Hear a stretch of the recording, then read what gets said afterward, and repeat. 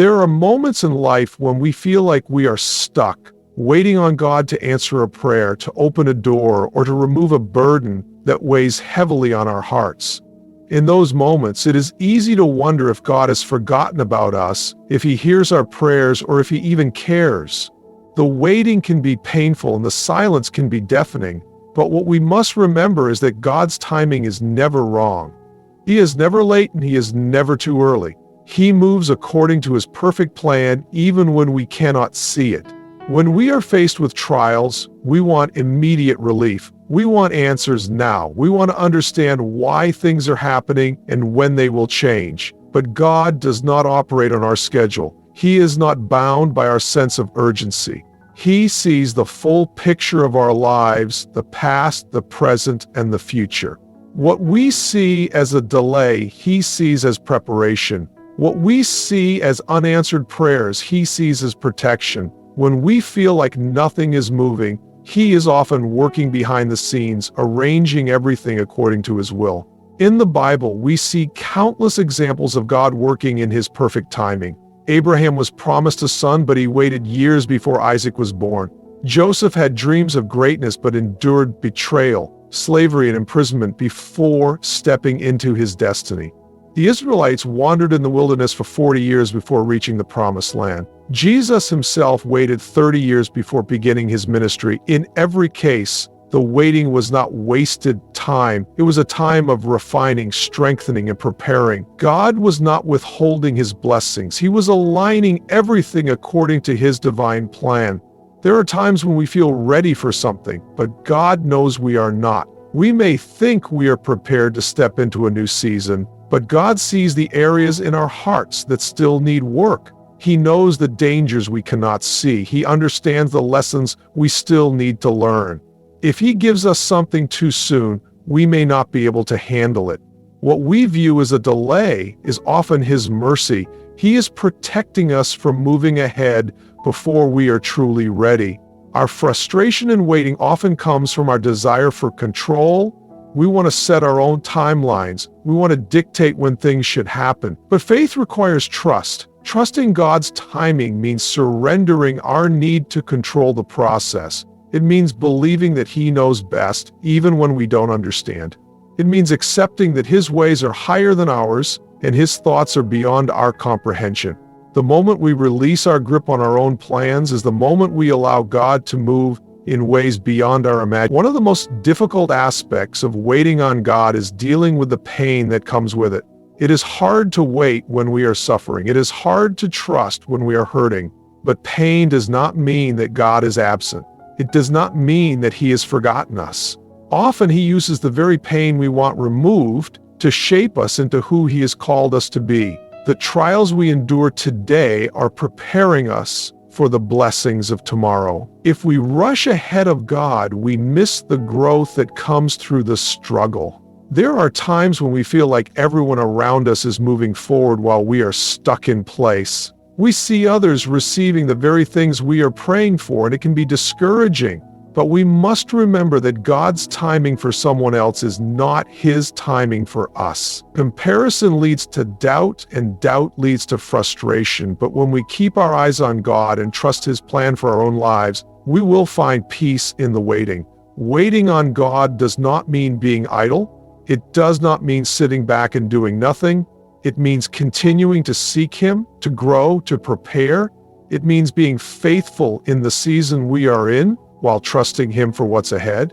It means developing patience, deepening our faith, and learning to rely fully on Him. When we trust His timing, we stop striving in our own strength and start walking in His grace. God's timing often requires us to walk by faith and not by sight.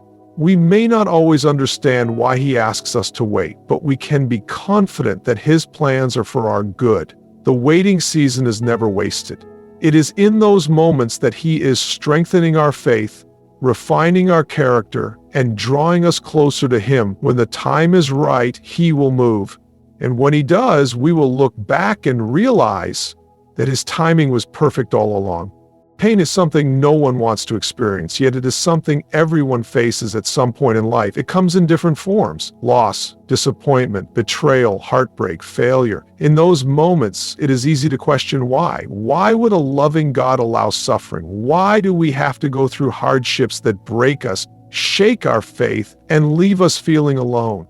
But what if the very pain we try so hard to avoid is the tool God is using to shape us? What if the struggles we face are not meant to destroy us, but to prepare us for something greater? God never wastes pain. Every tear, every sleepless night, every unanswered question is being used for a purpose far beyond what we can see. When we are in the middle of suffering, it is hard to understand. It is difficult to believe that something good can come from heartbreak, that something meaningful can emerge from failure. But time and time again, God has shown that He uses pain to build, not to break. He does not allow suffering without reason. He does not leave His children to suffer in vain. Pain is a process. It refines, it strengthens, it teaches. It strips away the unnecessary and reveals what truly matters. It removes the distractions, the pride, the self-reliance, and forces us to turn to God in ways we never would have otherwise. When everything is going well, when life is comfortable, we can easily become complacent. But pain has a way of bringing us to our knees, of reminding us of our dependence on God. It is in our weakest moments that we experience His strength the most. In the Bible, some of the greatest men and women of faith went through intense suffering before stepping into their God-given purpose. Joseph endured betrayal by his own brothers, slavery, and years of imprisonment before he became second in command in Egypt. Moses spent 40 years in the wilderness before leading the Israelites to freedom. Job lost everything: his family, his wealth, his health, before God restored him beyond what he had before. Even Jesus Himself suffered rejection, humiliation, and death on the cross before the glory of resurrection. None of them saw the purpose in their pain while they were in it, but looking back, the pain was necessary for their purpose. Growth does not come from comfort. Strength is not built in ease. Diamonds are formed under pressure. Gold is refined in fire. Muscles are built through resistance. The same is true in life. Without trials, we would remain weak, unprepared for the challenges ahead. Without struggles, we would never develop perseverance, endurance, or resilience. The pain we experience today is shaping us for the purpose God has prepared for us. God often uses pain as a way to redirect. Sometimes we hold on to things that are not meant for us: relationships, jobs, opportunities, habits. When we refuse to let go, God allows pain to step in and remove what is not aligned with His plan. It may feel like rejection, but it is actually redirection. What we see as a painful loss is often God's way of making room for something better. We may not understand it in the moment, but in time we will see that He was protecting us from something that would have led us away from His purpose. Pain also reveals our true character. When everything is going well, it is easy to have faith, to be kind, to trust in God's plan. But when we are tested, when life does not go as expected, that is when our faith is truly revealed. Do we still trust God when we don't get what we prayed for? Do we still believe in His goodness when life is unfair? It is in the fire that our faith is refined, that our trust in God is strengthened. Suffering has a way of deepening our compassion. When we go through pain, we become more understanding, more empathetic toward others who are hurting. We learn to comfort others with the same comfort we have received from God. The trials we endure allow us to become a testimony to others who are walking through. Our pain gives us the ability to speak life into others who feel hopeless. Pain is never easy. It is never something we would choose, but it is often the very thing that transforms us, that prepares us, that strengthens us. It is in the struggle that we find our greatest lessons. It is through the suffering that we develop true faith. When we trust that God has a purpose for our pain, we stop seeing it as something to escape and start seeing it as something to learn from. There are moments in life when emotions take over, when fear, doubt, and anxiety cloud our judgment, making it difficult to see the truth. Feelings are powerful, but they are not always reliable. They shift with circumstances, rising and falling like waves in a storm. One day everything seems fine, and the next discouragement and uncertainty creep in. This is why faith cannot be based on emotions. Faith must be rooted in something stronger, something unshakable, something that does not change with the seasons of life. Faith must be grounded in God's truth, not in how we feel at any given moment. Feelings tell us that when things go wrong, God is distant. They whisper that if prayers seem unanswered, He must not be listening. They convince us that if we don't feel His presence, He must have abandoned us. But faith says otherwise. Faith says that God is constant, that He never leaves nor forsakes His children, regardless of what circumstances look like. Faith reminds us that His promises remain even when life feels uncertain. Fear is one of the greatest enemies of faith. It creeps in, planting seeds of doubt, making even the strongest believer question whether God will truly come through. Fear magnifies problems, making them appear impossible to overcome. It convinces people to hold back, to avoid stepping into what God has called them to do. But faith operates differently. Faith moves forward even when the path is unclear. Faith declares that God is bigger than any obstacle, stronger than any storm. Faith does not deny the presence of challenges, but it chooses to believe in God's power above all else. Doubt is another force that tries to shake faith. It whispers lies, questioning God's goodness, causing hesitation and uncertainty. Doubt often arises when prayers seem to go unanswered, when suffering lingers longer than expected. But the presence of doubt does not mean faith is gone. It is in these moments that faith must rise, choosing to trust even when understanding is lacking. Trusting God is not about having all the answers. It is about believing that He holds the answers, even when they are unseen.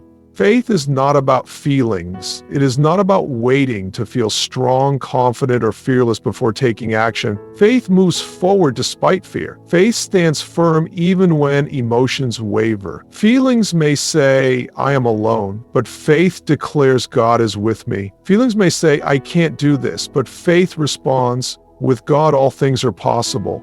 Emotions often respond to circumstances, but faith responds to truth. When life is difficult, when trials arise, emotions can cause discouragement, but faith reminds us of God's promises. Faith clings to the knowledge that He is working all things for good, even when nothing makes sense. Faith does not ignore pain, but it chooses to trust in God's greater plan. Faith is built through experience, through walking through seasons of uncertainty and seeing God's faithfulness firsthand. It grows when prayers are answered, but it grows even more when prayers seem delayed, yet trust remains. Every challenge, every difficulty is an opportunity for faith to be strengthened. If faith were only based on easy times, it would remain shallow. But faith that has been tested is faith that becomes unshakable. When Jesus walked on water, Peter stepped out of the boat, full of faith.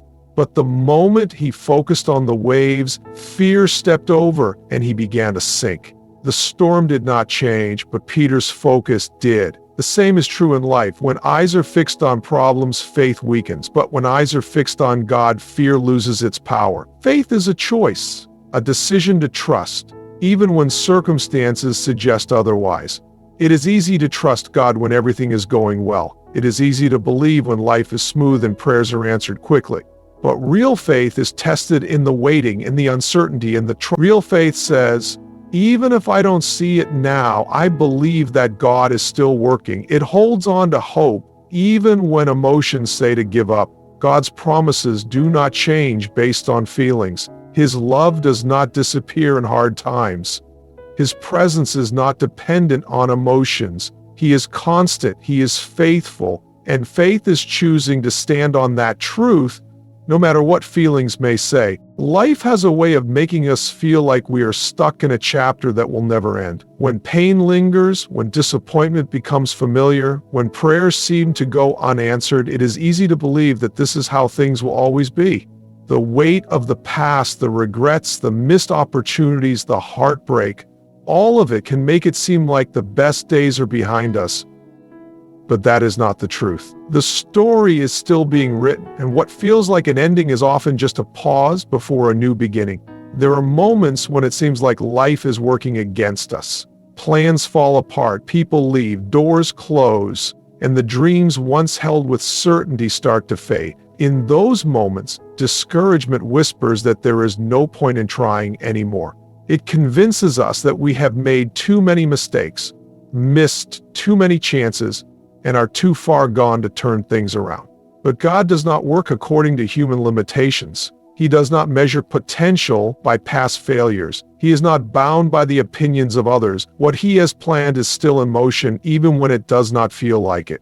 So often the enemy wants us to believe that a difficult season is the end of the road.